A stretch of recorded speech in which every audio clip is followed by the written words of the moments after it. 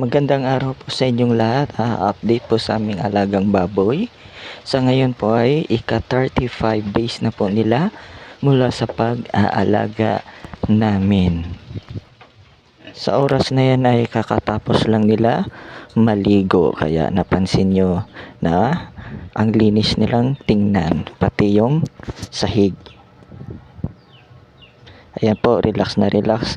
Ang sarap ng tulog nila dahil fresco sila ngayon.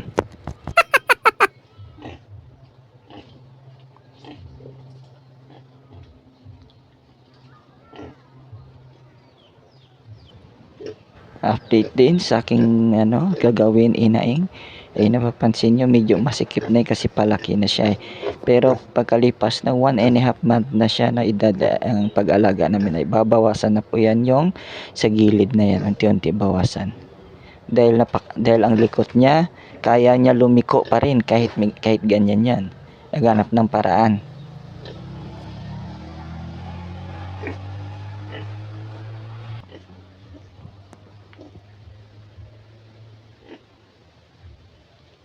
Gigisingin ko sila para tumayo.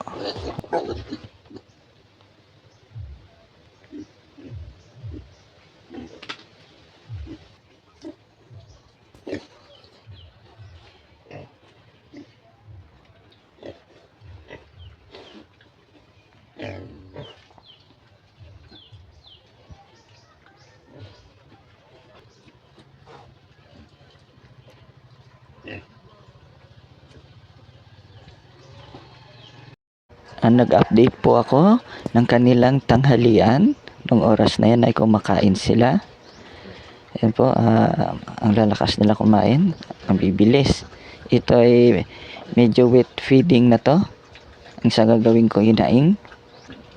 At ito naman sa pangbenta namin ay dry feeding pa rin ang pinapakain ko. At saka nakaantabay po dyan ng tubig. Pwede sila uminom anytime. Bali ang budget po about sa kanila ay 1 and 1/4 pa rin yan kada isa sa kanila.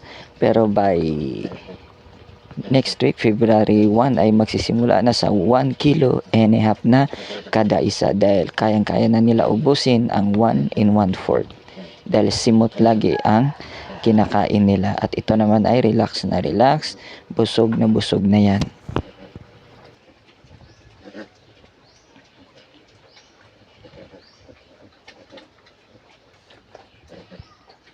Bali, total na naubos namin ng feeds ay 50 kilos na fresh starter at ang starter ay 80 kilos na.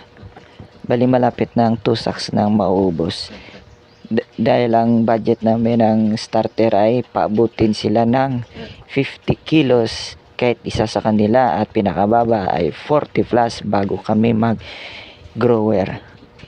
Malamang po aabutin kami ng 40 days na papakain ng starter. Yung gagawin ko yung likod na yung hinarang ko para hindi siya makatayo ay malapit na yung sagad yung likod niya. Aabot. Pag nakasagad na yan ay tatanggalin ko yan. Nilagay ko yan para hindi siya tatayo.